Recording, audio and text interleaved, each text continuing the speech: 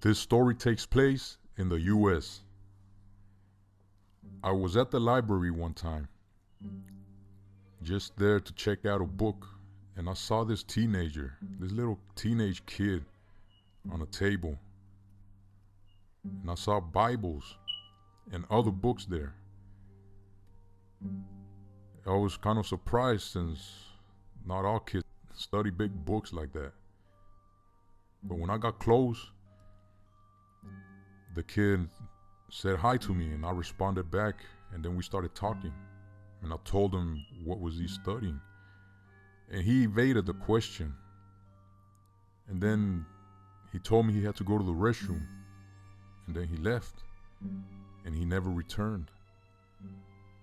After I got my book, it just piqued my interest to go see what the kid left behind. Maybe it was his homework, maybe it was something. I was just gonna give it to the lady there, to the librarian, so they can put it somewhere, keep it safe just in case the kid returned.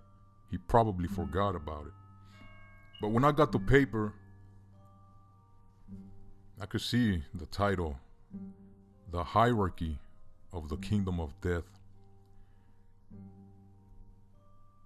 And it kind of creeped me out because he was a kid studying demons.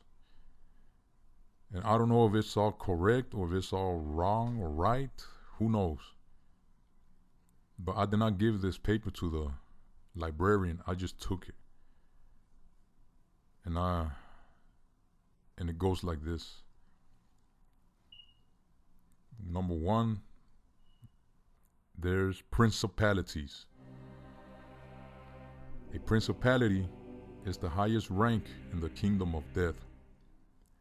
A principality is a king. These demonic kings, under their kingdom, have dominion over regions of the earth. Every city in this planet has a principality ruling over to bring Satan's will over it. And not just small cities. Any part of the country that makes up the country has a king. For example, here in the US, the city you're living in has its own principality. The state you're living in has a principality also. So that means the principality or the king of your city has a higher king over him or her. And over the king of the state is the principality that's ruling over the whole nation of the United States. All these kings have their own angels under their command also. So a principality can be known as a ruler or a king. All right, second, powers.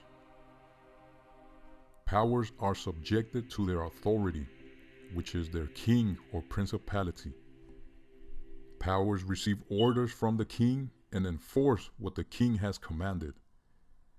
When a power is told what to do, they are sent by the king and are now under the king's authority and have the right to exercise what they were commanded to.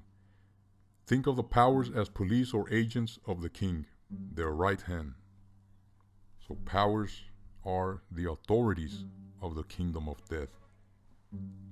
Third, there are cosmic powers of darkness. The cosmic powers means world rulers, but world rulers of darkness. They influence people into staying in the darkness. Darkness is the opposite of light. Light can mean a man's knowledge, while darkness his ignorance. The light people used back then in ancient times was fire. The only white light was the sun, stars, and moon. Light is hot while darkness is cold. Light can fill up a room while darkness is its emptiness. Darkness is also figurative to sin. Sin is simply disobedience to God. Disobedience to God's will and His word. Sin is darkness. So the cosmic powers are the demons that influence you to immorality, ungodliness, even laziness. Or simply put it, they keep you in sin. They keep you in darkness away from the light. So cosmic powers of darkness are the keepers.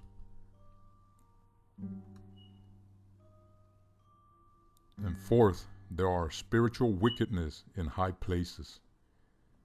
These are the demons that take their role in the heavens. Mostly the high places, meaning from the clouds down. They are what you can call the pains and the struggles. They are the ones that specialize in bringing irritations or annoyances to the people. They make it hard for us to live here on earth. They are the obstacles and the problems that go on in your life. I imagine them as an angel floating in heaven, shooting bows or shooting down with his bow at us humans from above. But that's just me, just a metaphor. I used to think the army of heaven were the good guys. I was wrong about that.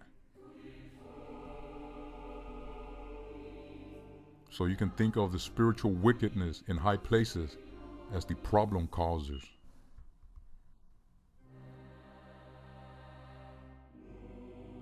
It also says here, legion, and it talks a little bit about it.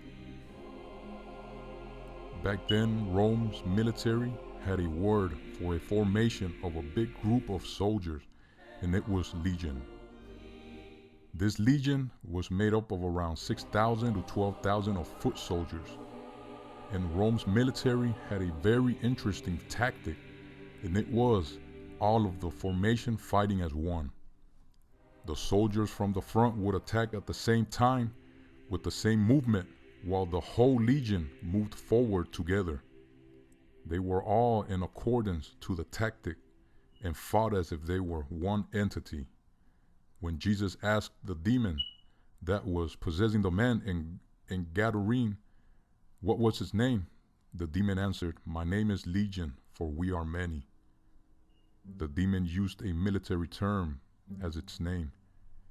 It's like if he were to say, "My name is platoon," or "My name is squadron."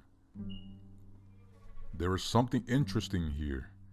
The possessed man was living in the tombs or graveyard. While he was living there, he was with no clothes. He was insane. He was giving out voices, or he would shout out loud or talk loudly. He had super strength, as some men had tried to subdue him with chains, and he would break them. While in this state, he would cut himself. Then Jesus came and freed him from those demons. And after that, the man was back to a sane mind.